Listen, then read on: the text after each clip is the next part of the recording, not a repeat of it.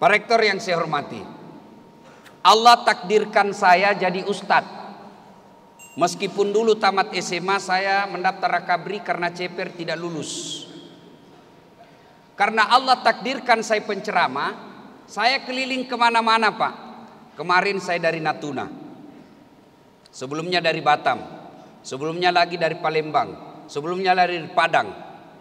Bahkan sempat ke luar negeri, sampai ke Roma. Sebelumnya saya ceramah di Al-Azhar. Bangga juga saya. Banyak orang alumni Al-Azhar belum pernah ceramah di aulanya Al-Azhar. Dasat Latif alumni Unhas, alhamdulillah diundang Al-Azhar ceramah di aulanya. Saya pergi umroh. Bapak-bapak yang pernah umroh atau adik-adik yang pernah ke Tanah Suci, begitu kita mau landing di Mekah, Madinah atau di Jeddah, lihat gunungnya Saudi. Tidak ada hijaunya sama sekali. Coklat, kenapa? Gunungnya batu, tidak ada rumputnya. Maka mereka orang-orang Saudi datang ke Bogor, mengeluarkan duit sampai puluhan juta hanya untuk melihat gunung yang hijau. Di Indonesia, Bapak Ibu adik-adik sekalian yang cantik dan cakep-cakep ini, Anda mau lihat gunung tidak perlu keluar duit. Keluar saja dari rumahmu, kau sudah nampak gunung yang cantik. Orang Saudi datang, orang Amerika datang ke Indonesia, orang Australia, Eropa datang ke Bali, hanya untuk melihat apa? Sawah yang bertingkat-tingkat. Mereka keluarkan duit sampai puluhan juta hanya untuk melihat sawah. Adik-adikku sekalian, Anda mau lihat sawah bertumpuk-tumpuk, bertingkat-tingkat, tidak perlu keluarkan duit. Cukup keluar dari rumah, tunjukkan saya di Indonesia kabupaten yang tidak ada sawahnya. Belum lagi sumber daya laut kita. Kemarin saya diberitahu oleh bupatinya Natuna, Ustadz, di sini ada ikan yang mahal namanya ikan Napoleon. 1 ekornya bisa 1 juta. Belum lagi lobster kita, belum lagi kayu kita, belum lagi sawit kita, belum lagi batu bara kita, belum lagi nikel kita, belum lagi emas kita yang di Papua. Luar biasa kekayaan Indonesia. Sepertinya tidak masuk akal kalau kita termasuk negara paling berutang di dunia. Itu dari segi sumber dayanya. Lalu bagaimana sebagai aktivis dakwah? Carikan saya negara yang paling enak beragamanya seperti Indonesia. Di Indonesia bandingkan Saudi. Di Saudi Anda mau ceramah, biar sarjana, biar alumni fikih, tapi kalau tidak dapat izin dari kerajaan, tidak mungkin kau bisa naik ke atas mimbar pidato. Lalu lihat Indonesia, artis yang baru taubat 3 bulan, tiba-tiba ceramai kita, kafir-kafirkan kita. Belum lagi kita bikin pesantren. Di Saudi, tidak mungkin kalian bisa bebas bikin pesantren. Tidak usah Saudi deh, Malaysia tetangga kita, sama-sama Melayu. Apa gampang bikin pesantren? Tidak, harus seizin kerajaan. Di Indonesia, kalian punya duit, punya rumah, kumpulkan anak 10-15 orang, jadi pesantren hafal Quran, suratnya di belakang urusan. Subhanallah. Inilah sebabnya sehingga orang tua kita dulu katakan Indonesia adalah serpihan emas, serpihan sorga yang ada di dunia. Inilah Indonesia, dari Sabang sampai Merauke. Coba lihat lagi Eropa, bahasanya. Bapak ke Inggris, 1 aja bahasa di situ, bahasa Inggris. Coba ke Indonesia, ke Sulawesi Selatan saja Pak, yang 1 provinsi sudah berapa bahasanya? Bugis. Bugis juga itu macam-macam logatnya. Pega ko boleh. Lain lagi itu. Makutana. Lain lagi logatnya itu Pak. Pergi lagi ke Aceh, 1 provinsi, 1 kabupaten, beda lagi bahasanya.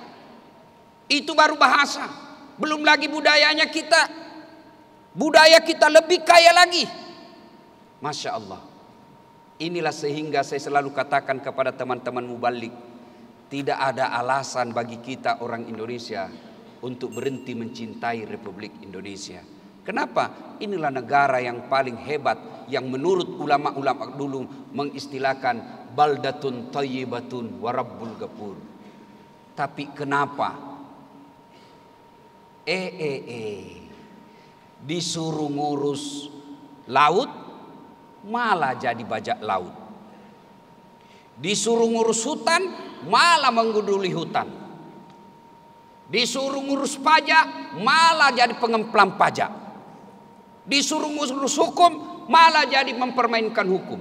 Disuruh ngurusi birokrasi malah mempermainkan birokrasi. Kenapa? Karena kita salah mengurus negara kita.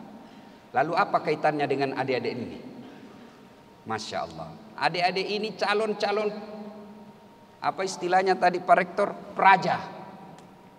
Saya tidak usah ajari apa itu praja. Kalian ini semua nanti akan jadi pamong praja, mengolah negara kita. Untuk mengolah negara kita yang cantik ini, Allah takdirkan kalian adalah calon-calon pengelola negara Republik Indonesia. Maka di tempat ini harus menempa diri. Bagaimana caranya? Pertama, syukurilah adik-adik bisa bekerja, bersekolah di sini. Jutaan rakyat Indonesia tamatan SMA yang mau masuk IPDN, tapi Allah takdirkan kalian yang Allah pilih. Maka jangan sia-siakan.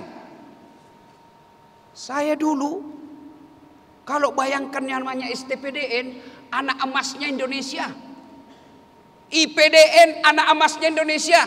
Tolong angkat tangan di sini yang membayar ketika makan. Ada di sini kau bayar kalau kau mau makan siang. Ada. Di kampus saya, biar IP-mu 4,0, kau paling cerdas, masuk kau kantin, harus kau bayar. Tidak mentang-mentang kau cerdas, kau mau gratis di sini. Kalian masuk kantin gratis, bos. Ayo. Ada adik-adik di sini yang bayar baju itu, seragammu. Ada kau bayar pakai itu? Ada? Masuk di kampus Unhas, biar kau miskin, tetap kau beli baju untuk masuk kuliah. Tidak mungkin kau telanjang masuk kuliah. Ini nih, cantik-cantiknya bajumu semua ini adik-adik. Sudah parasmu cantik, kau beli itu selendang-selendangmu. Gratis. Maka bersyukur kalian bisa masuk di sekolah ini. Makan gratis, tidur gratis, semua fasilitas gratis. Bagaimana cara bersyukurmu? Belajar kau yang baik. Jangan sia-siakan waktu. Dan keluar ke sini dari kampus ini, kalian harus lebih hebat daripada universitas manapun. Saya tadi duduk-duduk, saya bilang, saya ini keliling-keliling ceramah di kampus. Saya dari ITB, saya dari UI, saya dari UGM. Ceramah, memang ini kampus luar biasa Pak, cantiknya.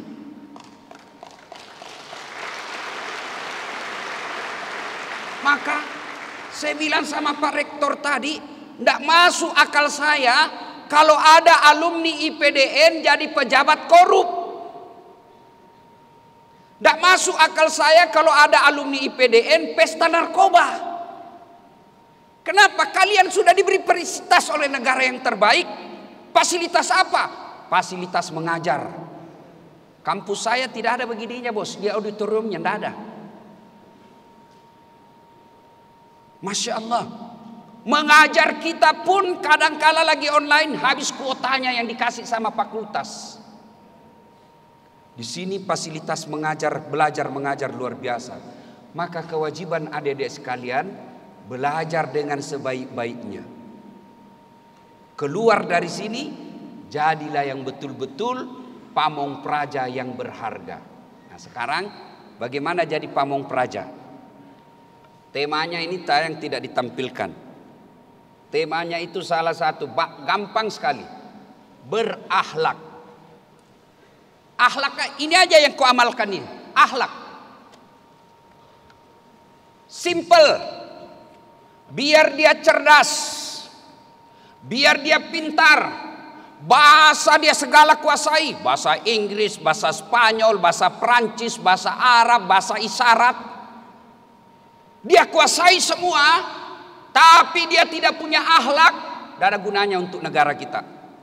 Mana buktinya Ustadz? Lihat yang ditangkap KPK. Lihat yang ditangkap polisi. Lihat yang dipenjara kejaksaan. Ada enggak goblok?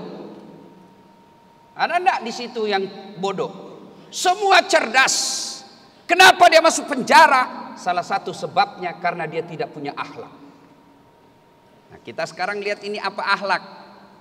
Akhlak. Nah, kita lihat yang pertama. Akhlak itu akronim, singkatan dari pertama huruf A. Apa itu? Akuntabel. Akuntabel ini hitung-hitungannya sesuai kalkulator, bukan sesuai perasaan. Kalau orang jadi pejabat tidak akuntabel, inilah yang biasa mencari margin. Inilah yang biasa melahirkan pejabat-pejabat yang markup.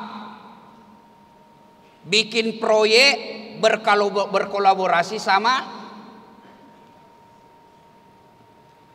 kontraktor.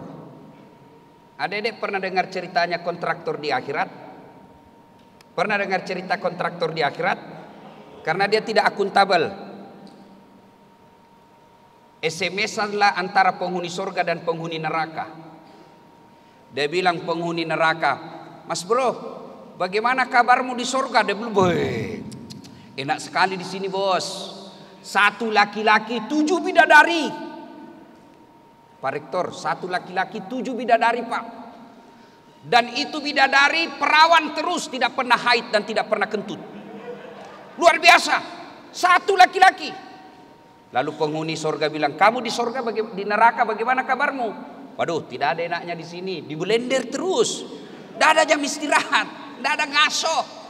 Kata penghuni neraka, "Bolehkah kami jalan-jalan ke situ?" Dia bilang, "Boleh." "Bagaimana caranya?" "Ya gampang. Kamu bikin jembatan dari surga, kami juga bikin jembatan dari neraka. Kita ketemu di tengah. Setuju?" "Setuju." Lelang proyek. Keluar pemenang tender.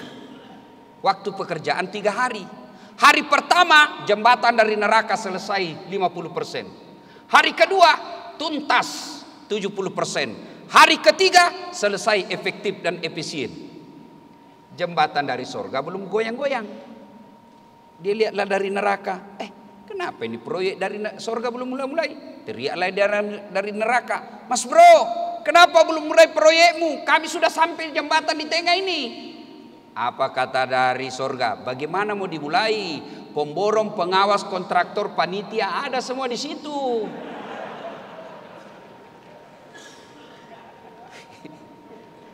Pak Rektor, waktu saya cerita ini, ada anggota DPR di dalam. Dia ketawa ini anggota DPR, wahaman kami. Langsung saya bilang, "Kau juga pernah dengar anggota DPR di akhirat?" Oh, ketawa dia. Anggota DPR dia Pak. Masuklah dia. Penghafal Quran, surga. Begitu sampai dalam surga penghafal Quran, dia lihat, kenapa banyak anggota dewan dalam surga? Di negara saya banyak korupsi OTT. Dia protes sama malaikat. "Malaikat, kenapa bisa ini banyak anggota dewan dalam surga? Di negara saya banyak ditahan." Kata malaikat, "Dah sok ribut. Ini cuma reses. Sebentar lagi dia balik ke tempatnya." Ini semua kalau jadi pejabat, kalkulatornya tidak akuntabel. Saya ceramah beberapa hari di depan presiden yang lalu. Ini juga berkaitan dengan akuntabel. Di depan pintu surga kelak, ketika penghuni surga sudah mau masuk surga, tiba-tiba kunci pintu surga macet. Akhirnya malaikat berkata, "Siapa di antara kalian yang bisa perbaiki?" Maju orang pertama, namanya Ajinomoto. "Saya bisa perbaiki, cuma modalnya 3 juta bayarnya." "Untuk apa 3 juta?" 2 juta perbaikan spare part, 1 juta biaya kerja. Maju orang kedua, namanya George, Amerika. "Saya bisa lebih baik, cuma ongkosnya lebih besar." "Berapa?" 5 juta. Untuk apa 5 juta? 2 juta riset, mau ditahu apa penelitiannya, mau ditahu apa sebabnya. 2 juta pergantian spare part, 1 juta biaya kerja. Oh, maju orang ketiga. Saya bisa lebih baik dari ini Jepang sama Amerika. Siapa kamu? Broker. Cuma agak lebih mahal malaikat. Berapa? 15 juta. Untuk apa 15 juta? Jangan ribut malaikat. 5 juta untuk kamu, 5 juta untuk saya, 5 juta kasih orang Jepang kerja. Masih untung dia 2 juta. Mental-mental birokrat seperti inilah yang merusak negara kita. Mental tukang bisi, mental broker. Anggota DPR dia kalau siang, malam jadi calo dan anggota broker. Itulah sebabnya Bapak Presiden menyadari kerusakan seperti ini, maka beliau dari pertama menjabat sebagai presiden, kampanye beliau, janji beliau, revolusi mental. Mental seperti ini. Maka adik-adik sekolah di sini, inilah perbaikan mental kita. Akhlak seperti ini yang pertama, akuntabel. Yang kedua, setelah huruf A ada K. Kompeten. Kompeten ini kesesuaian antara ilmu dengan pekerjaan kita. Cuma negara kita ini banyak rusak. Kenapa? Tidak memperhatikan kompetensi. Sarjana perikanan tiba-tiba masuk di Kementerian Hukum dan HAM. Apa salah? Tidak. Tapi akan ada kehancuran. Karena Nabi katakan, siapa yang diberikan perkara tidak pada ahlinya, maka tunggu kehancurannya. Begitu juga dengan agama. Kalau dia tidak pernah belajar agama, tiba-tiba dia mau belajar agama, membahas agama, maka hancur. Maka kita lihat baru-baru kejadian, banyak tokoh agama berkomentar soal vaksin ini. Bukan salah, tetapi tidak kompeten. Kalau ahli agama bicara hadis, oke, saya sependapat. Ahli agama bicara fikih, memang pada tempatnya. Tapi kalau ada ahli agama berbicara tentang kandungan vaksin, saya kira tidak pada tempatnya. Lebih cocok orang-orang ahli kesehatan. Kompeten.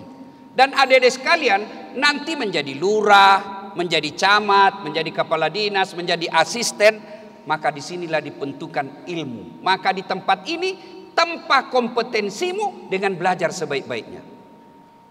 Dan orang yang punya ilmu, ayat yang baru saja saya sampaikan tadi, Allah janjikan, yarfa'illahu alladhina amanu minkum walladhina utul ilma darajat. Allah angkat derajatnya. Ada 4 sahabat Nabi penopang kesuksesan beliau. Dari 4 sahabat Nabi itu, 1 diantaranya yang paling cerdas, bahkan Nabi akui sahabatku yang paling cerdas, Ali bin Abi Thalib. Maka Ali bin Abi Thalib pernah ditanya, ya Ali, kalau kau disodorkan antara harta dengan ilmu, kau pilih mana? Adik-adik sekalian, kalau saya tanya, kalau kalian disodorkan antara iPhone 13 Pro Max dengan kitab Durratun Nasihin, pilih mana? Pilih mana? Kitab. Pencitraan kau lagi. Ya, pasti pilih iPhone. Ali bin Abi Thalib, ya Ali, kalau kau disodorkan antara harta dengan ilmu, pilih mana? Ali bin Abi Thalib dengan mantap menjawab, saya pilih ilmu. Kenapa pilih ilmu ya Ali? Ada 3 kelebihan ilmu dibanding harta. Apa gerangan? 1, harta setengah mati kau jaga, ilmu dia yang jaga kamu. Contoh, saya ada duit 5 juta, saya masukin belek-belek. Orang di Makassar bilang, kasih masuk di belek-belek, kaleng. Sudah itu kaleng, belek-belek itu kaleng digembok. Sudah 1 gemboknya. Kaleng ini saya masukkan lemari, gembok lagi lemari. Sudah berapa gemboknya, Dek? 2. Keluar kamar, saya gembok lagi kamar. Berapa gemboknya? 3. Keluar rumah, saya gembok lagi pintu. Berapa gemboknya? 4. Keluar pagar rumah, gembok lagi pagarnya. Berapa gemboknya? 5. Sampai di warung kopi hilang kuncinya. Setengah mati kita jaga, itu namanya duit. Tapi ilmu dia yang jaga kamu. Mana contohnya? Pak Rektor, seorang doktor diangkat menjadi rektor. Kemana-mana beliau dijaga.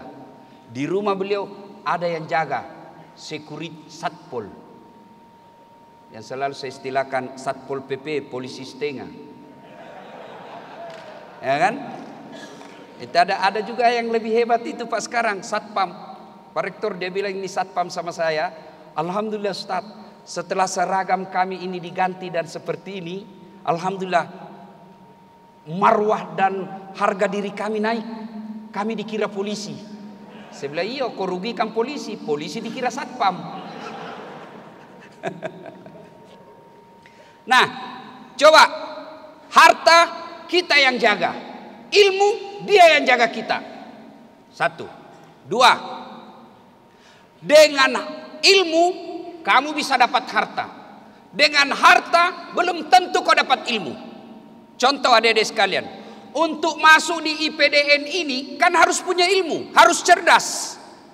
Dengan ilmu yang kalian miliki, masuk di sini, alhamdulillah, semua gratis. Ternyata sekarang sudah beda. Zamannya Pak Wadir tadi beliau katakan, zaman saya dulu Ustaz, begitu diterima di IPDN, STPDN waktu itu, kita sudah langsung dari status pegawai negeri dan dapat gaji. Sekarang ternyata tidak, nanti setelah selesai baru CPNS. Alhamdulillah, bisa dapat di sini gratis makan, baju gratis, belajar gratis. Kenapa? Karena punya ilmu. Dengan ilmu bisa dapat harta, tapi dengan harta belum tentu dapat ilmu. Contoh, ada dulu di kampung saya juragan tambak, banyak empangnya, tapi tidak tahu membaca. Saya ingat sekali, masuklah itu waktu dulu belum ada handphone, namanya wartel, warung telepon. Masuk di kampung wartel, dia mau telepon anaknya, masuk di kamar bicara, dia buka itu nomor teleponnya anaknya dari kantong. Langsung dia teriak, halo, halo, ambokmu nak, bapakmu, halo, halo, ambokmu nak, ambokmu. Saya bilang, Haji, bagaimana mau sambung? Pencet dulu nomornya. Ternyata dia tidak tahu. Akhirnya dia bilang, kaulah ajar saya nak. Pak Guru Kak, ajar saya. Ku pencetkanlah, nyambung. Ternyata salah lagi Pak. Yang untuk di mulut dia simpan di telinganya, yang untuk telinga disimpan di mulutnya. Teriaklah dia, halo, halo, halo. Dia tidak ada jawaban. Saya bilang, Haji, terbalik Haji. Langsung dia lalu, loha, loha. Saya bilang, Haji, bukan halonya terbalik, itu teleponmu terbalik. Ini banyak duitnya tapi beleng-beleng. Dia masuk ke mall. Begitu masuk ke mall, dia ejalah itu. Adik-adik kan tangga masuk lift. Di mall ada tangga lift. Dia eja itu terbuka. Open. Wih, dia bayangkan open pembikin kue di kampungnya. Wih, besarnya pembikin kuenya orang di Makassar. Tiba-tiba ada orang Tionghoa mau masuk. Begitu mau masuk dia bayangkan open kan panas. Woi, jangan kau masuk, panas, jangan masuk. Masuk nih orang Tionghoa. Selang beberapa saat tertutup. Beberapa saat kemudian terbuka. Keluar orang Afrika. Dia bilang, saya sudah bilang jangan kau masuk, hanguslah kau. Ini banyak duitnya tapi beleng-beleng. Ini dengan harta belum tentu dapat ilmu. Tapi dengan ilmu kau bisa dapat harta. Mana contohnya? Das Atlantik. Orang sekarang Pak kemana-mana mikir tiket mahal. Saya tidak pernah bingung soal tiket. Kenapa? Bukan saya yang beli. Siapa yang beli? Pak Rektor.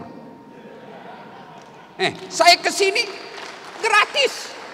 Hebatnya lagi, pergi tidak bawa uang, pulang bawa uang bos. Kenapa? Karena ilmu. Maka adik-adik sekalian, saat berada di sini, tempat ilmu kalian, belajar dan belajar. Boleh aja kita satu pangkat, boleh aja kita satu ruangan, boleh saja kita satu angkatan, tapi 5-10 tahun yang akan datang pasti berbeda-beda kau punya job sesuai dengan kemampuan ilmu. Percaya itu. Tapi kalau malas belajar, sudahlah. Dia bilang orang Bugis, tama alu-alu. Begitu aja nanti nasibmu. Ketika orang sudah hebat, kalian karena tidak menempa diri, sia-sia. Belajar. Nah, kelebihan yang pertama tadi dibanding harta. Satu, harta setengah mati kau jaga. Dua, ilmu dia yang jaga kamu. Yang kedua, dengan harta kau dapat ilmu, tapi dengan ilmu kau dapat harta, tapi dengan harta belum tentu dapat ilmu. Yang ketiga, kelebihan ilmu. Harta kau belanjakan berkurang, ilmu kau belanjakan bertambah. Saya punya duit 5 juta. Saya berikan teman saya 3 juta, duit saya pasti berkurang. Tapi begitu saya tahu ilmu, saya tahu Al-Fatihah, saya tahu teori-teori administrasi negara, saya transfer ke mahasiswa saya, tidak mungkin ilmuku hilang. Begitu saya sudah jelaskan, sudah saya jelaskan, hafal Al-Fatihah, hafal anak santri saya hafal. Begitu dia hafal, mana Al-Fatihahku? Hilang dari kepala. Tidak. Itulah disebut amal jariah. Maka adik-adik sekalian, Allah Subhanahu wa taala mengistimewakan ilmu ini ketika Allah berfirman, yarfa'illahu alladhina amanu minkum walladzina utul ilma darajat. Allah angkat derajatnya. Coba lihat. Alhamdulillah. Ini motivasi, bukan mau takabur. Karena ilmu. Coba lihat, Allah angkat derajat saya. Meskipun saya terlambat datang dalam suatu acara, pasti duduk paling depan. Hari ini saya duduk dengan sampingnya rektor. Rektor lebih gagah dari saya. Saya akui. Rektor lebih gagah dari saya tidak gagah, tapi saya penuh pesona. Mana buktinya? Coba kalau saya ketemu dengan Pak Rektor jalan di mall, pasti yang diminta foto sama Pak Ustadz, foto dulu. Penuh pesona. Kenapa? Bukan karena saya gagah, tapi punya ilmu. Lalu apalagi yang Allah berikan saya hadiah, alhamdulillah dengan ilmu yang saya miliki, saya bisa keliling-keliling. Dan hadiah apalagi yang Allah berikan, alhamdulillah dengan ilmu yang saya miliki, sekarang penonton saya di YouTube untuk konten dakwah tidak ada kalah tinggi di Indonesia. Sudah lebih 200 juta. Kenapa? Karena ilmu. Maka adik-adik sekalian, belajar. Itulah sebabnya Rasulullah sallallahu alaihi wasallam pernah menegaskan, man arada dunya fa alaihi bil ilmi, wa man arada al akhirat fa alaihi bil ilmi, wa man aradahuma fa alaihi bil ilmi. Siapa yang menghendaki dunianya harus dengan ilmu pengetahuan. Siapa yang menghendaki akhiratnya dengan ilmu pengetahuan. Dan siapa yang menghendaki dunia dan akhiratnya haruslah dengan ilmu pengetahuan. Orang bule mengatakan knowledge is the best belong. Ilmu pengetahuan adalah harta yang terbaik sepanjang zaman. Coba, siapa yang hendaki dunia dengan ilmu? Nah, itu tadi sudah dilihat. Dengan ilmu kita bisa dapat harta. Lalu siapa yang mendaki akhirat dengan ilmu? Contoh, ibadah. Hampir bisa dipastikan ibadah kalian akan berantakan tanpa ilmu. Saya pernah lihat orang takbir, aneh-aneh Pak. Begini dia caranya takbir deh. Allahu Akbar. Saya kekurangan saya kalau ada lihat sesuatu, saya tidak puas sebelum saya tanya. Saya tanya, lihat kayak kacamata dia takbir. Allah. Bos, apa artinya itu Pak? Dia bilang, saya tulis Allah. Ya kan? Allah Pak. Oh iya, apa dalilnya? Dia bilang tidak, nenekku yang ngajar Kak. Salah sudah itu. Kalau saya artikan juga Allahu Akbar 3-0. Ya kan? Ada lagi yang tanya saya, Ustadz, bagaimana berhubungan suami istri di bulan puasa? Kalau suami istri yang halal, malam boleh, siang tidak boleh. Tiba-tiba datanglah orang yang tidak belajar agama selama ini. Dia bilang, Ustadz, saya sudah 2 tahun, biar malam tidak bisa juga Ustadz. Saya kira malam juga tidak bisa. Saya bilang, ini karena beleng-beleng kok. Malam boleh, siang yang tidak boleh. Dia bilang, bagaimana kalau dengan pacar? Oh, siang malam tidak boleh. Ada yang tanya, Ustadz, ada anak mahasiswa, Ustadz, bagaimana hukumnya mimpi basah ketika Ramadan? Mimpi basah, mau tidur siang, mau tidur malam, kalau kau mimpi, batal puasamu? Tidak. Tapi begitu kau bangun, langsung mandi junub. Kalau mimpi basah. Kalau kau kreatif sendiri, ya batal. Ketawa ini anak muda semua ini. Ibu bapak saudara-saudara sekalian ya, yang sekarang harmonis.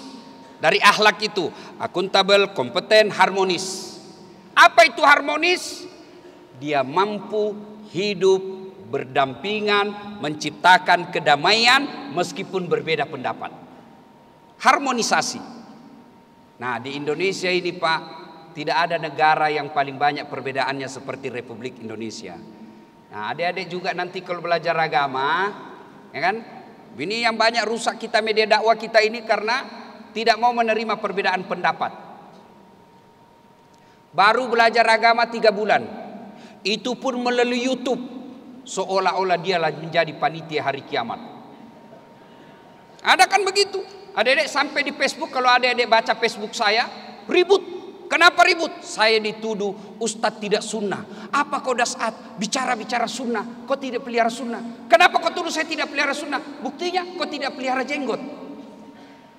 Kalau tidak mau tumbuh, gara-gara jenggot saya dianggap tidak memelihara sunnah. Mau diapa kalau tidak mau tumbuh? Saya sudah kasih minyak, marah istri saya di rumah, kasih kotor-kotor bantal. Ini yang banyak begini.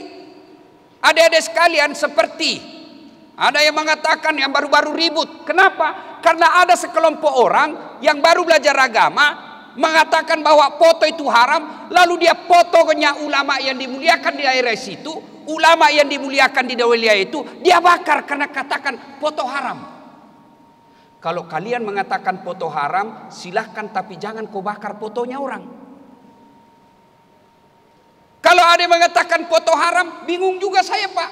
Jadi nanti kalau kau punya KTP, siapa foto kau simpan di situ? Fotonya Ipin Upin. Kalau kau bikin paspor, ada rezekimu naik haji umrah, lalu kau katakan foto haram, paspormu siapa kau simpan fotonya di situ? Fotonya Mak Lampir. Maka yang baik, bijaksana dalam menerima perbedaan pendapat. Supaya apa? Terjadi harmonisasi. Ketika Anda jadi bupati, ketika Anda jadi kepala dinas, lalu kalian tidak mau menerima perbedaan pendapat pegawaimu, stafmu, pasti tidak akan lama kau jadi pemimpin. Dalam beragama juga begitu. Contoh saja yang paling sederhana. Meletakkan tangan setelah takbir. Allahu Akbar. Pertama, ulama mengatakan antara dada dengan pusat. Seperti ini. Ya, begini. Ya. Nah, yang kedua di atas dada. Nah, seperti ini. Yang ketiga di bawah pusat. Bukan di bawah sekali ya. Yang keempat, Allahu Akbar, lurus. Semua boleh. Mau begini, boleh. Mau begini, ada pembenarannya, ada dalilnya. Mau begini, ada. Mau begini, ada. Yang mana yang tidak boleh? Kalau kau pakai 4-4-nya. Allahu Akbar. Pasti salah. Nah, adik-adik sekalian, kalau tidak mau menerima perbedaan di Indonesia, pasti tidak harmoni hidup kita. Contoh, adik-adik tolong jawab. Kalau tidak bisa bersuara dalam hati saja. Ketika saya mengatakan saya tidak makan, apa artinya? Saya tidak makan. 1, puasa. Saya tidak makan, artinya apa? Alergi. Saya tidak makan, kenyang. Saya tidak makan, haram. Saya tidak makan, saya tidak suka. Itu baru 1 kata. Saya tidak makan sudah dimaknai 5. Begitu juga ketika kita nanti terjun ke masyarakat, 1 kata, 1 kejadian bisa dimaknai beberapa persepsi, bisa dimaknai beberapa sudut. Maka yang bijaksana, silahkan laksanakan apa yang kamu yakini benar tanpa menyalahkan pendapat orang lain. Selesai. Pasti terjadi harmonisasi ketika terjadi perbedaan. Kemudian loyal. Ini kalau orang tidak loyal Pak, staf tidak loyal, rektor bisa dipenjara. Kalau staf tidak loyal, bupati bisa dipenjara Pak. Maka loyal inilah berkaitan dengan karakter dan jati diri. Kemana kita loyal? Bukan kepada pribadi. Kemana kita loyal? Bukan kepada seseorang. Tapi loyalnya kita adalah kepada institusi yang kita pimpin. Kalau Bapak loyal kepada rektor, setengah mati cari rektor, cari muka. Ketemu Pak Rektor cari muka, iya Pak, iya Pak, iya Pak, iya Pak. Sudah tidak laku itu cari muka. Biar rektor suka kamu, kalau istrinya tidak suka tidak jalan kau punya SK. Siapa? Itu zaman dahulu kala itu bos. Ya.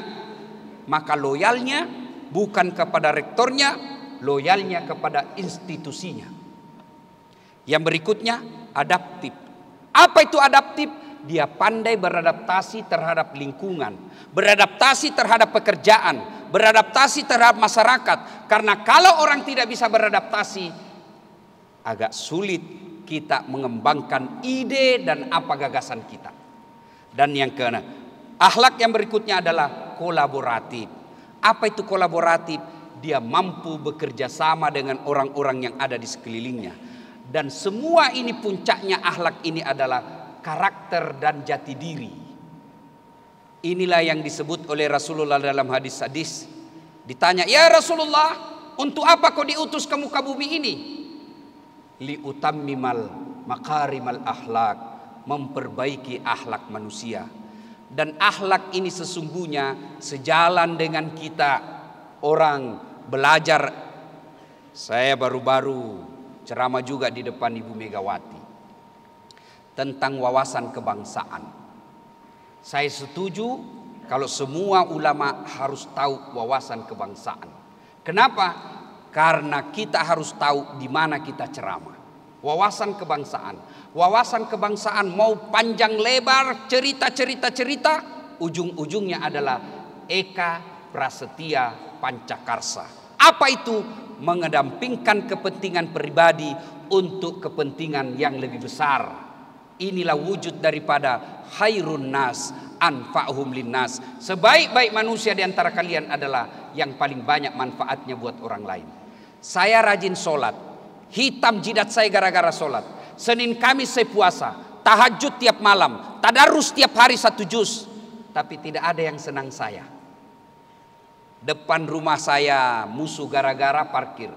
Samping rumah saya musuh gara-gara got. Sebelah kiri saya musuh gara-gara pagar. Belakang rumah saya musuh gara-gara binatang ternak. Semua orang saya musuhi sementara saya taat beribadah kepada Allah. Saya bukan orang baik. Karena orang baik adalah orang yang paling banyak manfaatnya buat orang lain. Inilah bisa terjadi kalau kita punya wujud sila ketiga persatuan Indonesia. Kita harus punya semangat persaudaraan dan persatuan. Di IPDN ini ada rektor, ada wakil rektor, ada staf pengajar, ada prajanya. Berbeda fungsi, berbeda tempat, berbeda pangkat. Satu tujuan, mengangkat citra dan martabat institusi kita. Kata Nabi, kalau mau hebat ini kampus, seperti badan ini. Coba lihat badan kita. Tangan kanan gatal tanpa disuruh kiri yang guru. Tangan kiri yang gatal tanpa diundang kanan yang garu. Gatal dua-duanya kerjasama. Itu yang disebut wa'tasimu bihablillahi jami'an wa la tafarraqu. Berpegang teguhlah engkau pada tali persaudaraan agama Allah dan janganlah engkau bercerai-berai. Dan biasanya orang cerai-berai di kampus seperti ini satu, sangka buruk.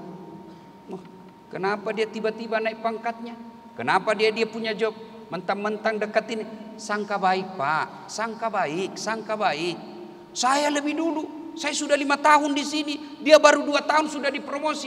Betul Bapak 5 tahun tapi otaknya Pentium 1. Lambat loading. Diperintah sama rektor. Sudah bikin surat? Sudah Pak, tinggal di print. Belum sudah namanya itu. Ada juga yang begitu Pak. Betul dia baru 2 tahun tapi otaknya Pentium 4. Prosesornya cepat, gambarnya jelas, suaranya nyaring. Sangka baik. Yang kedua, orang yang biasa seperti ini, pecah persaudaraan kita di kampus, sombong, kesombongan. Apa itu sombong? Pakai barang mahal? Tidak. Pak Rektor punya rejeki, pakai cincin mahal, rejekinya. Pakai ibu-ibu di sini punya berlian, pakai. Apa sombong? Tidak. Kapan dia sombong? 2 hal kata Nabi. Sombong itu menolak kebenaran, menganggap remeh orang lain. Itu sombong. Apa yang biasa membuat orang sombong? Kata Nabi, 1, pangkat jabatan. Yang tadinya hanya staf biasa, dosen, tiba-tiba menjadi wakil rektor. Jangan sombong Pak. Wakil rektor tergantung dari kemauannya Pak Rektor. Dan itu pasti ada jabatannya, ada masanya. Mau sombong jadi rektor, ada pensiunnya Pak. Bapak bahkan kalau sudah pensiun masih mau pakai simbol-simbol rektor Pak, dibilangin orang sakit. Sombong seperti Dasat Latif. Mau sombong gara-gara ilmu, apa yang mau sombongkan? Saya bisa seperti ini sampai titik ini bukan karena saya jago, tapi karena ada yang nonton. Bayangkan kalau saya ceramah di sini 1 jam, bergebu-gebu, menggelora, tapi tidak ada penonton. Lewat orang, sudah lama sakit itu orang di dalam. Apa kita mau sombongkan? Ilmu, pangkat, jabatan biasa menyebabkan persaudaraan putus. Apalagi yang menyebabkan orang biasa bercerai-berai di kampus ini, gosip. Ini biasanya penyakitnya ibu-ibu, gibah. Dia tidak cerita, tapi matanya dong ada lewat. Ada yang begitu. Nah, adik-adik juga kalau kau gibah dosenmu, tidak bakal hebat itu ilmu. Saya biasa digibah sama dosen, anak mahasiswa saya. Begitu kita mengajar dia, tidak serasi bajunya dengan sarungnya. Menerangkan ibu gurunya, dia bilang, kau lihat itu bahasa keteknya. Begini memecah persaudaraan. Nah Bapak Ibu saudara-saudara sekalian, pada akhirnya untuk memperbaiki negara kita ini, selain menempa diri dengan SDM, yang paling penting adalah akhlak. Biar dia cerdas, biar dia brilian, tapi tidak punya akhlak, kita bisa lebih hina dari binatang. Itulah sebabnya Allah dalam Al-Quran menjelaskan, Bismillahirrahmanirrahim, wa thawa'un alaihim a'anzartahum am lam tunzirhum la yu'minun. Orang yang kotor hatinya berkaitan dengan akhlak, orang yang jorok pikirannya berkaitan dengan akhlak, orang yang tidak mau menerima kebenaran berkaitan dengan akhlak, mereka lebih hina dari binatang. Saya kasih contoh, kakak saya di kampung jual beli kambing. Kalau ada kambingnya tidak bagus, dia panggil penjaganya, jual itu kambing. Tidak laku, bawa kembali, potong kita makan sama-sama. Kambing nakal, ganggu temannya, potong, makan sama-sama. Tapi kalau ada anak IPDN, dinasehati tidak mempan, diapai? Mukanya jelek, bau mulutnya, nakal pula, belem-belem lagi, suka ganggu orang, diapai bos? Dijual? Siapa mau beli? Dipotong? Siapa mau makan? Dipenjara? Masih makan anggaran. Itulah yang disebut manusia yang tidak punya akhlak. Mereka lebih hina dari binatang. Dan kenapa Pak Rektor menghadirkan acara ini di tengah-tengah kita? Salah satu tujuannya agar keluaran dari IPDN ini punya akhlak yang baik, punya ilmu yang mapan. Dan sehingga bekerja nanti dia menjadi pamong praja yang bisa diteladani. Mudah-mudahan kehadiran kita di tempat ini bawa berkah, dan orang-orang yang berinisiasi untuk acara ini Allah angkat derajatnya, Allah bahagiakan rumah tangganya, dan Allah wujudkan segala cita-citanya. Demikian, terima kasih. Mudah-mudahan ada manfaat, lebih dan kurangnya mohon dimaafkan. Wabillahi taufiq wal hidayah. Wassalamualaikum warahmatullahi wabarakatuh.